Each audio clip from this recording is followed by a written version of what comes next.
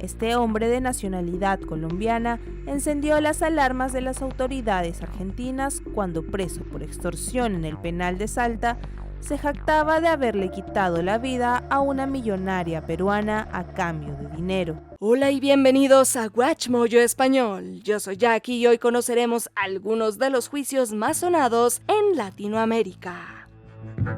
El caso de Rosario Ponce y Ciro Castillo. En abril del 2011, Ciro Castillo Rojo desapareció en el valle de Colca, Arequipa, mientras realizaba una excursión con su entonces pareja Rosario Ponce. El hallazgo de su cuerpo meses después en un barranco desató una investigación mediática y judicial que puso en duda la versión de Rosario, quien fue la única testigo directa de los hechos. Un revelador estudio confirmaría que los daños en el cadáver del joven no corresponden a una caída de 1000 metros, como se informó en un inicio. La Fiscalía abrió una investigación por presunto homicidio centrada en inconsistencias en sus declaraciones y en la posibilidad de una caída provocada. Sin embargo, tras años de diligencias, peritajes forenses y reconstrucciones del hecho, no se logró probar que tuviera responsabilidad penal.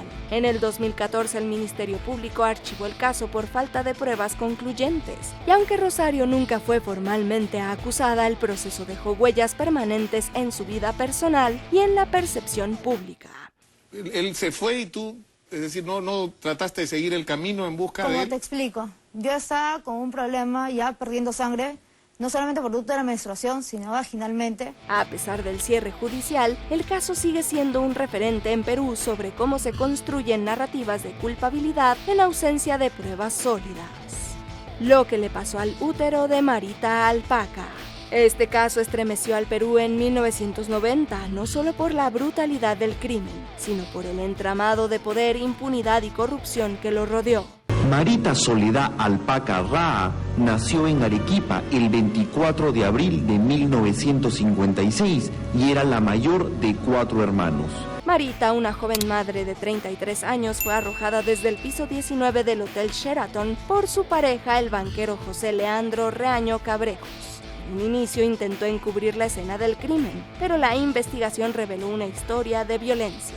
Reaño la había obligado a deshacerse de sus fetos en 2 ocasiones y se negaba a formalizar la relación hasta que finalmente, la madrugada del 19 de agosto, la golpeó y la lanzó al vacío.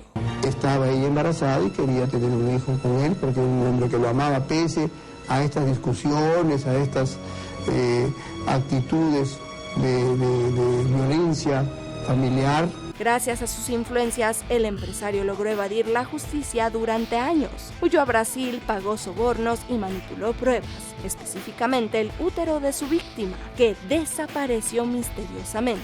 A pesar de los obstáculos, la presión mediática y el testimonio de la madre de Marita lograron que el caso se reabriera. La jueza Nancy Ávila de Tambini fue recusada y tuvo que dejar el caso, pues la parte civil alegaba que favoreció a Reaño, otorgándole la libertad condicional, mientras que el fiscal pedía 15 años de cárcel para él. Finalmente, Reaño fue condenado, aunque la sentencia fue considerada insuficiente por muchos. 3 años y una reparación civil que nunca pagó. Justicia para Alfredo López. Alfredo López Álvarez, líder garífuna y defensor de derechos humanos en Honduras, fue detenido arbitrariamente en 1997 por supuesta posesión y tráfico de sustancias ilícitas. Durante su arresto fue sometido a tratos crueles, inspecciones corporales degradantes y aislamiento, y permaneció encarcelado por más de 6 años sin sentencia. En el 2003 fue absuelto, pero continuó privado de libertad hasta agosto de ese año. La Comisión Interamericana de Derechos Humanos presentó el caso ante la Corte Interamericana, que en el 2006 emitió una sentencia histórica. Condenó al Estado hondureño por violar los derechos a la libertad personal, integridad física, garantías judiciales, igualdad ante la ley y protección judicial.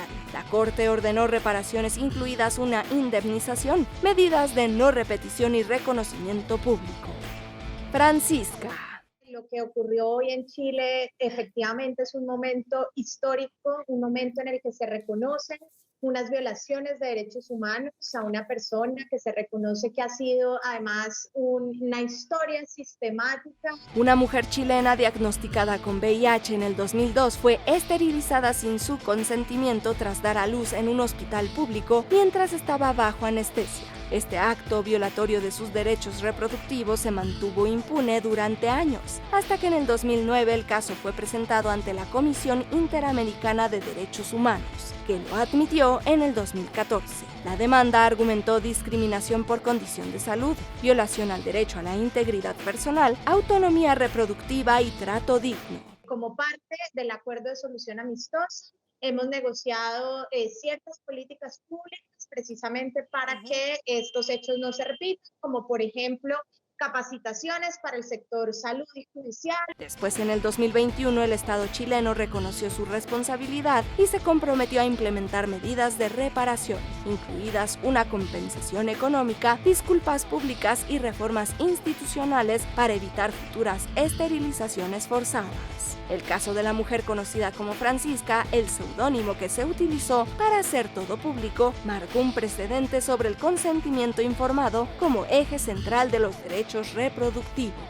Vicky Hernández y la comunidad LGBTQ+. El cuerpo de Vicky Hernández, una mujer trans, activista y trabajadora sexual, fue encontrado con signos de violencia en San Pedro Sula, Honduras, con signos de violencia. La Corte Interamericana de Derechos Humanos declaró que el Estado de Honduras es responsable por la muerte de Vicky Hernández, mujer trans, trabajadora sexual y reconocida activista dentro del colectivo Unidad Color Rosa. El caso fue llevado ante la Corte Interamericana de Derechos Humanos por la organización Catrachas, que argumentó que el Estado hondureño no solo falló en protegerla, sino que también incurrió en discriminación estructural al no investigar el crimen por su identidad de género. En estos momentos el ejército controla las principales calles y también los edificios oficiales de la ciudad. También el ejército, al parecer en estos momentos, es el que está al mando del país. En el 2021 la Corte ordenó medidas de reparación como indemnización, reconocimiento público, capacitación a funcionarios y la creación de un protocolo para investigar crímenes contra personas de la comunidad LGBTQ+.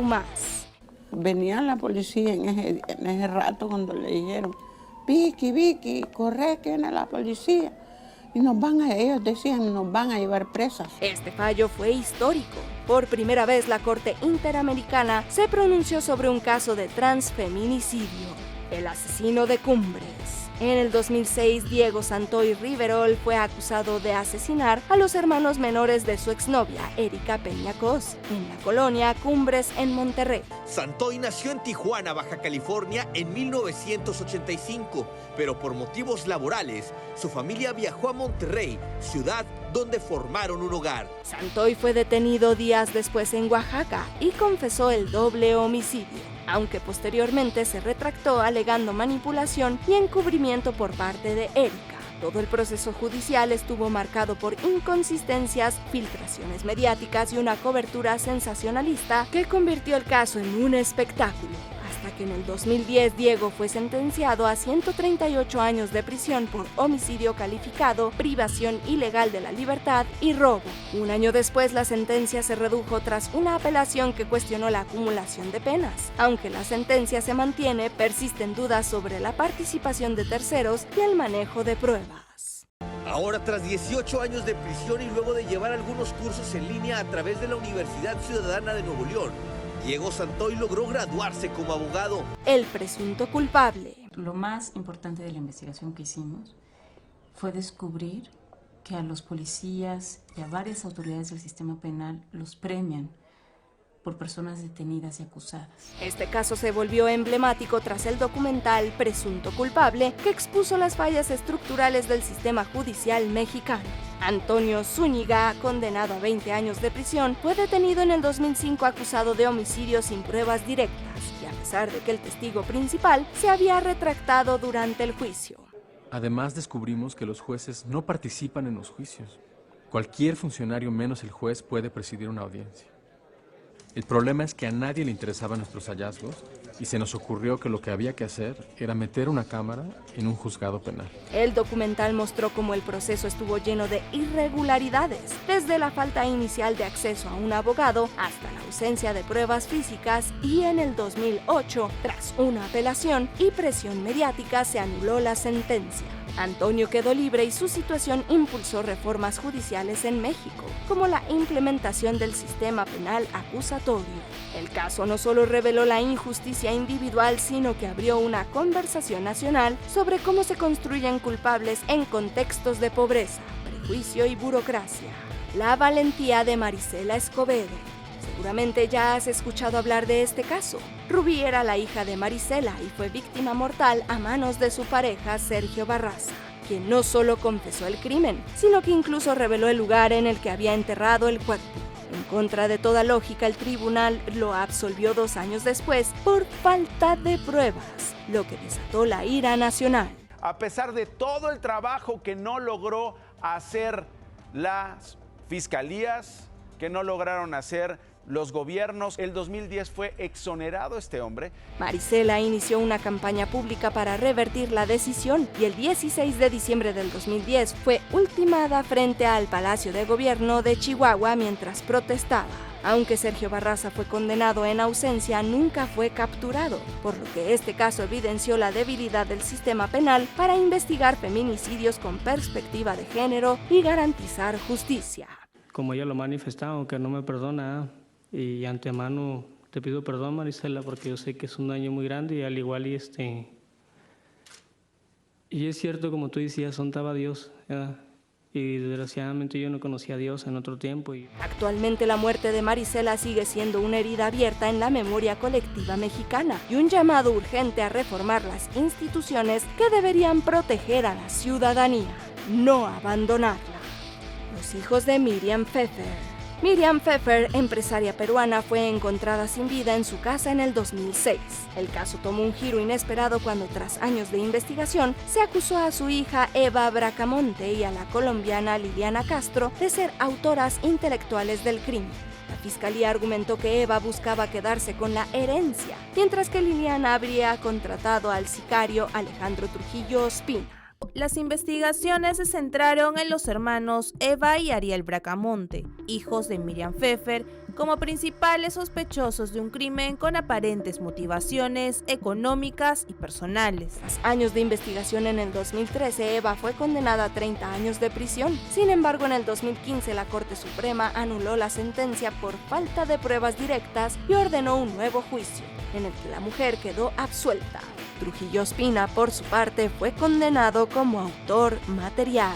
El caso atrajo mucha atención mediática y evidenció la importancia de las pruebas directas en procesos penales. Con tan solo 21 años, Eva Bracamonte y su entonces pareja Liliana Castro Manarelli se entregan a la justicia tras emitirse una orden de captura en su contra. El caso Pfeffer sigue siendo uno de los más polémicos en Perú por la mezcla de crimen familiar, cobertura sensacionalista y cuestionamientos al sistema judicial. Aún no hemos llegado al final, pero ya casi. Solo asegúrate de suscribirte a nuestro canal y activar la campana para recibir notificaciones de nuestros últimos videos. Muy bien, vayamos al final.